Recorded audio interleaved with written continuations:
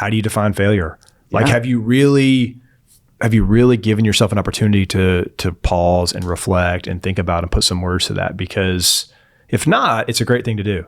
It's an important thing to do, I think, actually, because I think the more healthy you can get with your grasp and your meaning making of that term, the greater the likelihood you can stay out of some of these ditches we're talking about. Welcome to The Growth Project, a podcast brought to you by AMPLOS.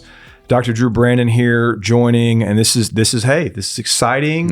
For the first time since joining the AMPLOS team, we have in studio Anthony Alibro. How's it feel? Feels good. Feels like I'm in a studio. I know we had you on the pod, but that was while in Nashville doing your thing. So that was a great way to kind of get you going and everything. But yeah, it's exciting to have you. Glad to have you here in Greenville with us this week. Yeah, excited to be here. Excited to make an impact on the pod. Yeah, awesome. Well, as we kind of get into it today, I really like this topic, Anthony, and here's why. Having worked with so many different people over the years, different industries, different places in their career journey, this is something that hits a ton of people. Yeah. And so hopefully our listeners are hearing that thinking like, I wonder what he's talking about, right? I'll tell you in a second. But it hits so many different people at different stages of their journey. And the other reason I think it's such a great topic is it is not unique in any way to what you do for a living, where you are in your career journey, what your role is. None of that matters. And so what we're talking about is imposter syndrome, which let's start there. So when you hear that term, Anthony, like, explore that a little bit for us, big picture. Like, what are we talking about when we say imposter syndrome? I really think at its easiest, you can define it as just like a persistent belief of fraudulence, despite competence, right? You can see it as this, there might be clear evidence that exists otherwise, but you can't fight against it. Between your own ears, you keep coming to this conclusion that you are a fraud, that you don't belong, that you're not capable in whatever domain that you're in. And it's interesting too, because it doesn't matter, regardless of qualifications, regardless of new certifications, regardless of promotions, regardless of even verbal praise, something as simple as that. You can have all of those metrics, but the confidence never keeps up with it. And you're always fighting that internal battle of, hey, I don't think I belong here. Like, I don't believe I'm made for this, so to speak. Yeah, and that's what's so hard to grasp, what you just said about it. Sometimes the people who have that thought, or they're living with this kind of perception of themselves, they're great at stuff. You know, like whatever it is, they're a fantastic educator, they're a talented attorney, they're an exceptional physician. It doesn't matter that they have a high level of competency and they're delivering in whatever way their role demands that of them. And yet when they think about themselves and they internalize their self-talk and their internal narrative, they lack confidence, right? Like they don't think they can do it. They don't think that they are the person who the people around them think they are. There's this mismatch. It is never enough. Right. It's never enough depending on what you do, how well you even did it. It's always this case of a moving goalpost type scenario. Okay, hey, I got to this position. It's not enough. Okay, hey, I got this mark on this exam. It's still not enough. Hey, I was able to conduct myself effectively in front of a group of people. I just got lucky. And you always just, you find yourself finding for yourself further and further and further and further away from those goalposts. And there's never that I made it moment or I do belong type moment. Yeah. And as I think about it, obviously I'm not going to name names or companies or anything, but I can very quickly in my mind go back and dial up people over the years that I've spent time working with who have had big jobs. Like big jobs at big organizations where they are on paper, leading orgs within orgs with 1,000 people that report to them, just or what you name it. And yet they have some of this in them, where there's this internal, I'm not sure, or I'm not, I just this void. It's the void, as you said, of like, man, is it just a matter of time before they all find out? Yeah. That's the kind of question people can find themselves asking. Yeah. It's so innately fear-based. It's so that idea of like, one day I'm going to walk into the office and they're all going to surround me and be like, hey, we know the truth. Like you don't actually belong here. And it's such an internal battle that goes on in your head. And like you said, this is true of entry-level employees. This is true of middle managers. This is true of C-suite type executives. It doesn't matter what age you are. It doesn't matter what position you fall in. It doesn't matter what domain, work, creativity, athletics, like that. This is common. This is pervasive in our everyday culture and this comparison culture that ultimately we find ourselves in. Yeah. One more note I want to make before we jump into the conversation a little more fully is this can exist in different ways. And so we're talking about what I would call probably the most kind of textbook and explicit form of imposter syndrome. It can also exist in a way where you've got a person who is clearly very skilled, and yet the amount of nervousness and anxiety they experience pertaining to their performance is disproportionately large. Yeah. And like, that's a thing. That is absolutely a thing. And part of what's going on there is what we're saying is like, there's an element of imposter syndrome. They wouldn't call it that necessarily. No. But part of what's happening is there's this internal concern over, okay, when the demands go up, then what's going to happen, right? Am I going to be exposed? Am I going to get embarrassed? Am I going to be vulnerable? Like the anxiety is disproportionately out of whack, despite the fact they've got this long history of doing great in whatever it is that they do. Yeah. So it lives like that also. Absolutely. Okay, so where are we going next? Let's dig into this conversation a little bit more. Yeah, I mean, I think the big thing is talking about that manifestation that you were just talking about, right? So at its core, when we suffer from imposter syndrome, we have trouble internalizing success, just as you were talking about, right? We have this issue in terms of, hey, I hit X goal. I got X promotion. I was able to do a quality job and I got verbal praise for it. That's no longer me. That's just a subjective circumstance. That comes from luck. It comes from timing. It wasn't actually me. And it's that battle that exists between what does the evidence show versus what is my brain telling me. Okay, so here's where this gets tough, because here's what I'm thinking when you say that is, obviously that's not good. Yeah. But isn't it better than the person who is like, I'm the man, like you guys are lucky to have me? Yeah. It's tough because a lot of times when we have these thoughts, it's in the context of wanting to be better, right? It might be it might even start off as well-intended. Like, and in terms of everything, right? We are our own worst critic. That's true. And we are going to nitpick what we can do better. However, if you continually find those moving goalposts, when is it that you're going to find fulfillment? When is it that you're going to find satisfaction? And of course, there's a spectrum that exists there, right? You can't be cocky, braggadocious, arrogant. That's not who we're looking for. But at the same time, the other end, the over-humility aspect of it is, I'm not enough. I'm not capable of it. So what is that actual sweet spot of self-confidence looks like in that regard? Yeah. But I think, and just as that we're clear with our listeners, that phrase and what it really means when you say success isn't internalized, is it comes back to some of just attribution, right? And so we're attributing to the success to things outside of our direct control, whether that's, I just happened to like be in the right place at the right time, or it's because luck, the ball bounced my way, whatever it might be. Can those things happen? Well, of course they can. Yeah. But the point is, you need to be able to see it comprehensively and also recognize the role you played in the fact that it worked out, right? Not in an unhealthy way that's arrogant and ego-driven, but simply from like a self-efficacy and competency standpoint of like, okay, yeah, like I've worked at this, I've developed skills, capabilities, and that was part of why it went our way. Yeah, absolutely. So it's okay to see that. You need to see that. Yeah. We know in the literature that certain profiles of people, certain personalities of people are more prone to experience this. Yeah. So let's dig into that. What is the profile of people who are more vulnerable?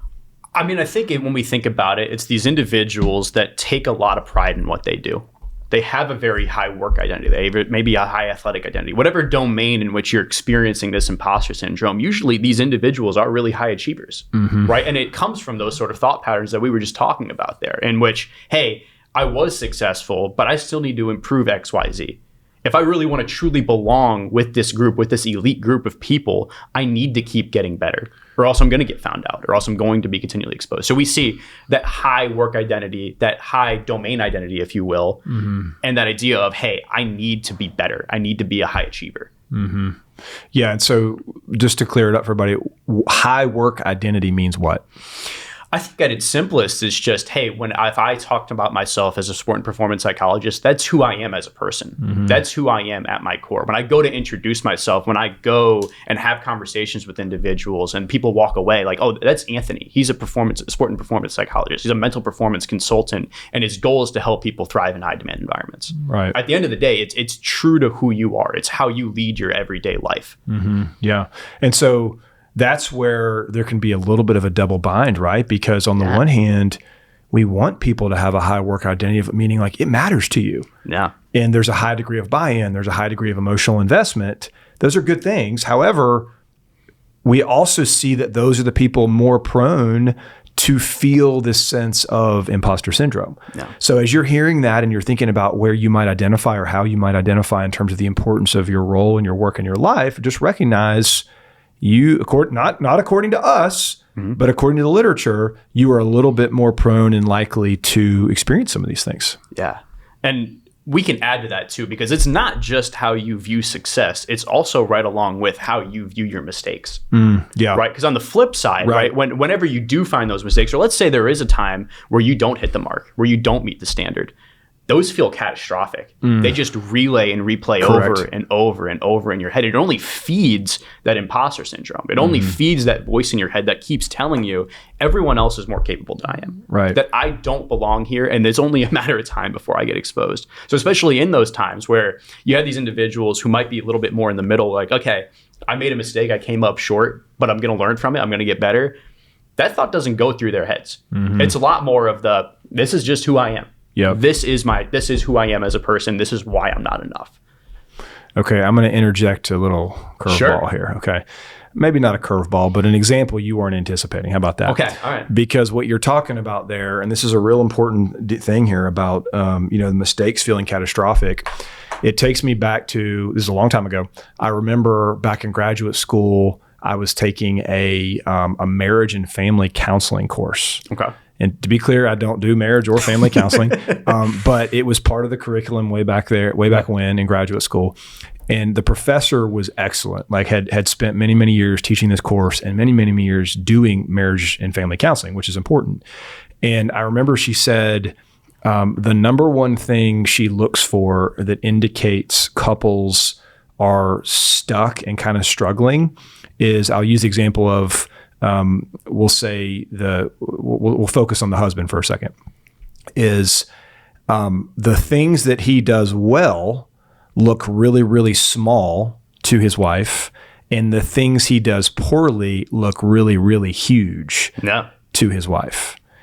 And in that model, like you take that template, it is really hard to be successful. Yeah. It is really hard to have a fulfilling marriage. It's really hard for that husband to feel like, okay, like I'm doing okay. Like I'm doing well in my attempts to be a good husband to my wife. And that's exactly what we're talking about here. I think people that struggle with imposter syndrome, the things that they do well look small to them oftentimes. And they lack the confidence you would expect when those things occur. And then conversely, things that don't go well, although maybe they're just kind of a one-off here or one-off there, look absolutely massive. Yeah. And it's just hard to be successful like that. It's almost impossible, to be completely honest with you. And one of the analogies I used to talk with this concept about some of my clients is you're looking at carnival mirrors, right? Like, especially when we talk in the context of how we're notice, remember, and weighing success versus failure, quality versus poor. You're seeing a representation of the truth. Right? You're seeing the things that went wrong. There might be some truth that maybe you didn't do everything perfectly, but that distorted truth is maybe you still hit the mark. Yeah. Maybe you still did a quality job. Maybe you're getting verbal praise and feedback. Hey, that was an excellent job. Just make sure next time you do this, fix XYZ, address XYZ. You're only putting that notice, remember, and weigh on that end portion there, the latter part of that statement, not the, hey, you did an excellent job. Right. So again, like that challenging of what is going through your head isn't necessarily fact. It could be a very distorted version of the truth there. And especially when we have that distorted version of the truth and we're looking at carnival mirrors, success is going to feel impossible. It's going to feel like it's just always just out of arm's reach. All right, Anthony. So let's get into this next segment here as we think about, now that we have established, here's what we mean when we say imposter syndrome. We've talked about who are the people who are more vulnerable to demonstrate this and experience it. What are the things to look out for? So if and when a person is experiencing imposter syndrome, what are the common responses that we see from folks? Yeah. I think at its simplest, we see some version of perfectionism, right? Again, and the idea of perfectionism is that the standard is perfection. There is no room for mistakes. There is no room for setbacks. We need to be perfect. And you'll also notice, because you have such an emphasis on perfectionism, there's an overwork component. There's an over-preparation component. And because, hey, if I'm not enough, I need to work twice as hard as Drew is in order to be enough. I need to work twice as hard as the people to the left and right of me to make up for that gap that exists. And it really, if we think about this, it creates quite a vicious cycle where you have that initial doubt, that little seed of doubt that goes, I don't belong, I'm not enough. Well, if I don't belong, I'm not enough, then I need to work twice as hard. And if I work twice as hard, I'm probably going to see results out of that, right? I'm probably likely going to see that, hey, this got me to where I needed to be because I worked twice as hard. You take a little sigh of relief there. Hey, like, okay, for now, I wasn't exposed. For now, I actually do belong. And then we come back full circle and that doubt kicks in again. Yeah. Right. And if you keep repeating that, this is where we talk about the proneness to burnout. This is where we talk about the proneness to always never feeling like enough. And it is a vicious cycle. Yeah, because think about the patterns that get established in the cycle of what you're describing right there. And then we get back to the biology of tolerance and all of this, and you begin to actually feel like, oh, well, last time I had this big meeting coming up, I prepped for, I'm just going to make up numbers here, 6 hours. Yeah. And I gave myself a B+ for how it went. Well, then I guess I better prep for 10 hours. Yeah. And maybe I can get an A-, but that won't be good enough either. So then what do I do? Prep for 12 hours? And so it's these very psychological patterns that can lead people and get them into these routines and this kind of over-indexing of work like you're describing, only to find themselves right back in the same place. Always. Again. Yeah, the confidence just continues to erode. The confidence continues. And the idea of, okay, well, if he's working an 8-hour day, I've got to work a 12-hour day. And as soon as I hit a 12-hour day, if that's my version of a B+, if I'm aiming for A's, if I'm this overachiever with a high work identity, I'm going for A's. I'm going for 14-hour days. And we see just how unsustainable that is in the long term and how much that can just take both a physical and mental toll on a person. Yeah. I'm thinking of some examples I've seen over the years of this too, and it can be so difficult to be on this side of it as well, in the sense of you can look at a person in the eye and very quickly just realize that they don't believe in themselves nearly the way that you do. And man, that's such a hard place to be. Yeah. Because we'll take it to a sports example. Like I've had this happen plenty over the years with football. And it's like, man, if only you could believe in you as much as I and everyone else in this building does. But here's the problem. I'm not going out on that field. No. Only you are. Yeah. And the ball's not going to be in my hands. It's going to be in your hands. Yeah. And so and you can take any sport, any out, it doesn't really matter. It's tough to be the person who's a part of the support system, because you can say the perfect thing and you can say it on repeat, and it becomes frustrating because it's just not enough. Yeah. And it's never enough. Yeah. Right. It never becomes, and this is true of environments that are built for psychological safety and built for praise and recognizing achievement and accomplishment. Right. No matter what you tell me, if I'm someone who has this imposter syndrome and it's just grown and grown and grown over the years, I'm just going to be like, well, Drew only saw a tiny piece of the puzzle. He doesn't know fully who I am. He doesn't know fully that I don't belong. Right. And that almost devil on your shoulder, so to speak, is always going to be whispering in your ear about like, hey, I'm right, everyone else is wrong. Yeah. Yeah. Right. And I think it's, it just ends up becoming and this is a little bit of a tangent in a sense, but when we talk about developing felt competence and confidence, which are a key element here of how you really try to overcome things like this, Nobody develops that by people telling them how good they are at things. Yeah. Doesn't work that way.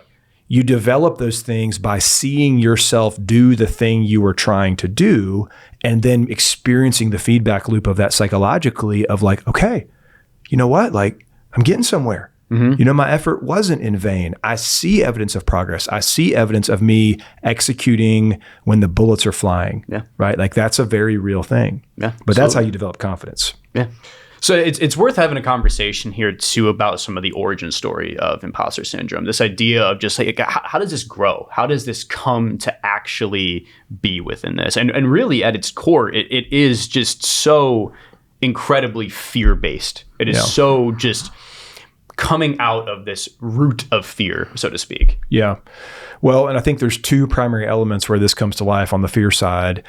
One is fear of failure, which, you know, can be public or private. Yeah. And then the other one, and this is when it's more public, fear of exposure. Yeah. So there are many ways to fail. And that word is just, gosh, it's amazing. We've actually done this before when talking about kind of the psychology of failure with people, teams, and organizations, is we'll ask people to write down, what is your definition of the word failure?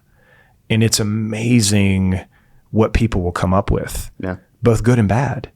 I mean, there have been some over the years that have just floored me where you can literally like hear the pain in people when they write about what failure means to them.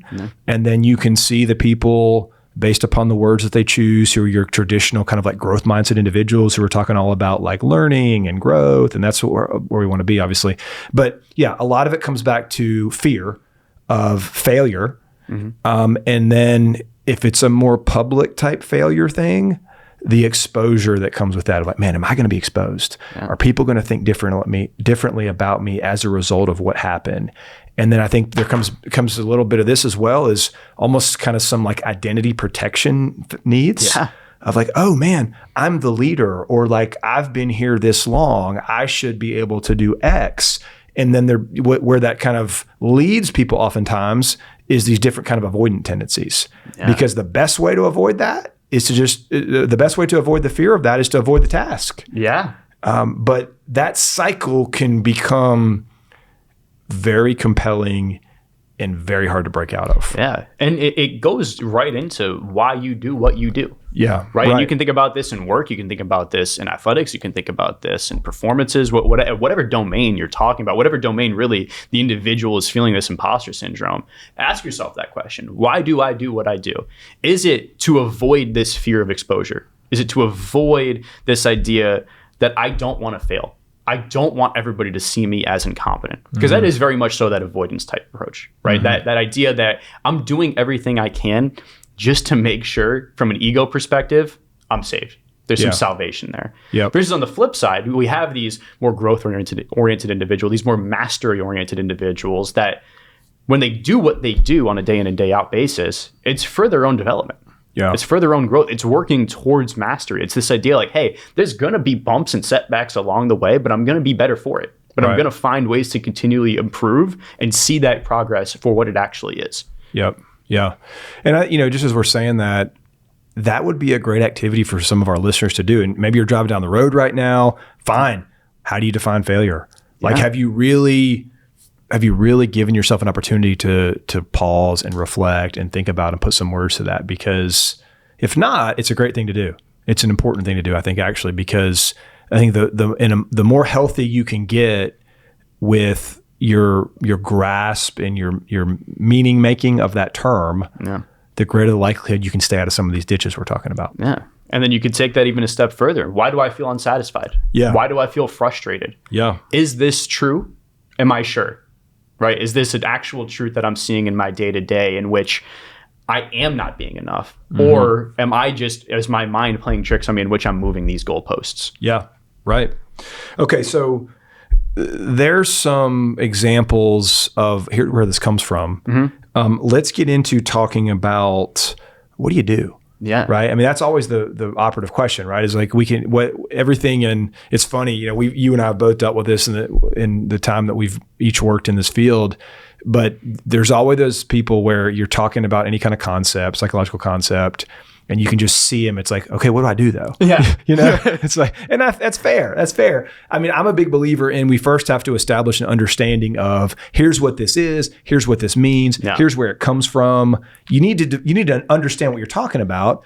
Then we can get to what do I do? Yeah. So start us down that path, Anthony. Like what do you do with these things, these challenges? Yeah. And so many things that we do. And really at its core, when we talk about effective problem solving, awareness has to be the foundational piece here. Yeah. Right. The awareness of, hey, do I have this first and foremost? And then B, what does it sound like? What does it actually look like? How does it manifest for me?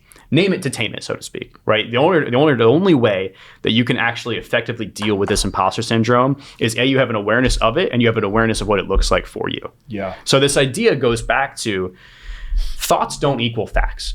That carnival mirror example that I was talking about earlier is very true, where you're seeing a version of the truth. You're not seeing the whole truth for what it actually is within that. So really, when doubt does begin to spike, when that narrative begins to playing in your head in there, take a moment. Is this actually true? Yeah. Is there evidence to support this, or is there evidence to go against this as well? One of the most powerful ways people can fight against this is with evidence. One of the most powerful thought restructuring and reframing techniques is, hey, what is the evidence for and against this? And that helps individuals get out of their own head, put pen to paper, so to speak, and see, okay, this is the body of evidence that says I'm doing pretty well. Yeah. Yeah. Where is the evidence is such a good question. Yeah. Such an effective question to help people begin to, because that's the thing is I always describe, we've got to do what we can to kind of weaken the power of the irrational thought or the negative thought. And that's a great way to do it of like, okay, let's challenge it. Let's press on it. Let's push on it. Let's, where is the evidence? Because oftentimes the answer is no. And I want to say this too, because I'm a guy, I feel comfortable calling out the men here. So let me call out the men here for just a moment. Imposter syndrome and its tendencies are very difficult for men to acknowledge. Yeah. We don't want to admit things like this. Right? Why is that? Well, because the kind of the conventional notion of what it means to be a successful, competent man is that you don't struggle with things like this. And that precise line of reasoning can be the thing that will cause you to struggle with this indefinitely. Yeah. So I agree with you completely and wholeheartedly, and that awareness is where it must begin. And then it must become an acknowledgement in like, hey, you got to talk about this. Yeah. You got to be willing to say to people that you can really count on, hey, this is real. Yeah. Here's what I'm thinking. Here's what I deal with. Like you've got to be willing to open up about it. Yeah. And it's especially true where if a man, the stereotypical man is supposed to fit this mold, to fit this bill of I'm supposed to be strong. I'm supposed to be self-assured, self-confident. The moment these thoughts keep coming in, it's only going to catalyze more of those thoughts. And it's only going to even strengthen that imposter syndrome even further too. That's right. And like just, again, when we talk about bringing other people in too, use those individuals as an accurate way to appraise yourself. Like, hey, is what I'm saying to you true right now? Like especially if this individual knows you within this work domain, within this specific domain in which the imposter syndrome is really beginning to manifest. Hey, like talk to me about this. Like, am I seeing this for what it actually is? Or is this where I'm in these carnival mirrors type situation? Yep. Okay, so we're going to kind of go through this step by step. Step one we've just established is name the pattern. Step two, redefine mistakes. And that's similar to what we were saying a little bit earlier about kind of understanding what failure means. But we must get to the point where we really believe and we internalize that mistakes are simply part of the process of building skills. Yeah. When you can see it from a developmental standpoint, changes everything. Yeah. Changes everything. But we've got to be able to see that mistakes are not desirable, but necessary and productive and facilitative. It's like we always talk about with different forms of like pain. Well, it's happened. I can't change it. How can it be formative? Yeah. That's the key. They've got to be formative. So that's step two. Yeah. And I think the idea too being, it's not necessarily avoiding all mistakes. It's when mistakes happen, how do you respond? Yeah, you're not going to avoid them. No, so it's impossible. It's the human element of it. Yeah, I remember I was, this was years ago now, and I was a part of a team meeting, not a sport team, but an organization. and the kind of the leader of the team was primarily leading the meeting, and I was kind of helping, but I was definitely second fiddle that day. And he asked the team the question. He said, "How will we respond if something goes wrong?" Yeah. And I'm like, "Time out. Can I say something, please?" I was like, let's rephrase that. Yeah. Because something is going to go wrong. Yeah. Let's instead talk about how will we respond when something goes wrong? Because that's 100% what's going to happen. Yeah. And having those contingency plans in place is so powerful, right? Like if this does go wrong, more like when this does go wrong, then I'm going to do X, Y, Z. Yeah. Right. Then I'm going to respond in this effective manner. Having that blueprint ahead of time, that intentionality definitely helps as a buffer against some of these more counterproductive imposter syndrome type thoughts. All right, so let's keep on our progression here. Step 1, name the pattern. Step 2, redefine mistakes. Step 3, limit global labels means what, Anthony? Unpack that, please. Yeah. I mean, we're talking about errors. We're just talking about mistakes. We're talking about times where you came up short. That isn't identity defining. Mm-hmm. No matter how much that voice in your head tells you that it's identity defining, that it's global, that it's true to Drew, that it's true to me, we have to find this way to acknowledge that just because we came up short in a specific situation doesn't inherently mean that it's all encompassing, that it's just all of who you are at that point. It is a moment in time. It is an opportunity to learn from it, but it is not true of everything that you do, of all of the output that you create. Yeah. People do this. I mean, it's so unfortunate when you see this where the person who, it's the team leader who has done 39 things right. And on the 40th, she unfortunately internalizes this and catastrophizes this. And it's like, well, hold on a second. What about the 39 things? Yeah. Where you did awesome and you made the right call. You had the right decision. Like, don't do that to yourself. No. I mean, that's where we in performance psychology find ourselves trying to kind of coach people to be like, hey, like let's take a step back and not hyper focus on, as you said, this one thing that didn't go our way. No. So then we get into step 4, reframe the comparison, which means what? I mean, it's so tough nowadays too with social media, and it's so tough nowadays in which we have so much access into other people and really the highlights of other people, the highest of highs and the glimpses of other individuals' lives. And of course, when we see that, especially when we see that within similar people to ourselves, whether that's similar in job, whether that's similar in hobbies and extracurriculars, we take note of those things like, wow, how am I not there yet? Like, how is it possible that me at 29 years old, so to speak, hasn't hit that standard yet? Yep. Right. And of course, when our eyes drift there, we find this comparison and we find it that, okay, very clearly I don't belong with this elite group of people. I'm seeing it for myself. But you're not seeing the whole truth there. So when we talk about what it looks like for comparison, we talk about more of the trajectories, not position. Yeah. And also that reframing of, okay, this is where he's at. Where am I at? Yeah. What does it look like for my path in order to grow and develop? And focusing on those things that I can control and those things that are going to allow me to focus on my own progress. Got to run your own race. Have to.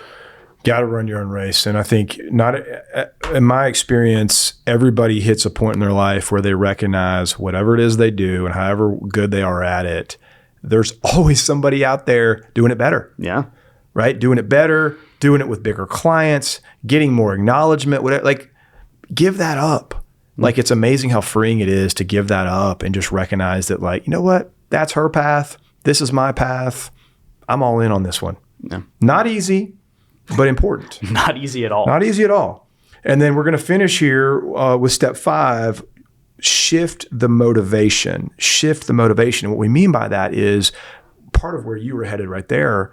Make it about progression. Make it about growth, make it about development and improvement and trajectory, the things that are ahead, instead of making it so outcome driven and results based where there'll always be something that transpired that we are less than pleased with. Yeah.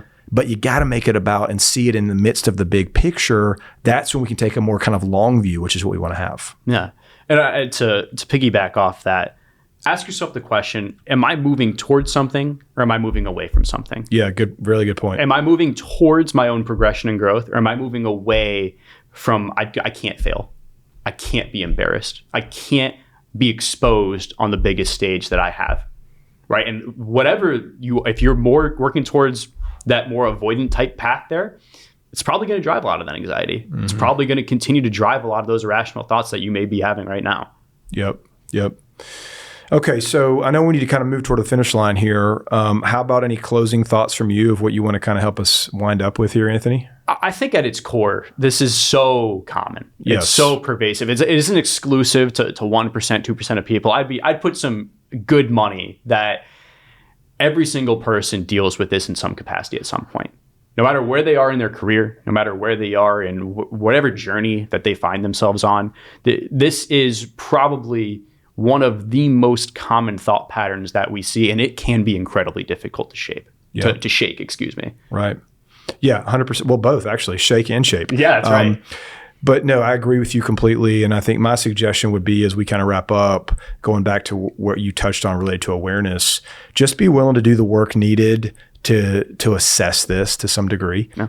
And if you find yourself dealing with these types of challenges, to say you are not alone is a massive understatement, because it's so common. The good news here is we have a great understanding of what this is, how this develops, and then also what to do. Mm-hmm. So be honest with yourself, be willing to be honest with others, and then try to move in the direction of some of these action steps that we talked about today. Yeah. Well said. Awesome. Well, hey, we will, as always, very appreciative of our listeners tuning in to the Growth Project. Let us know how we can continue to serve you well. We always appreciate reviews on Apple Podcasts and Spotify, and we will look forward to our next conversation coming up here real soon. Thanks, Anthony. Thank you.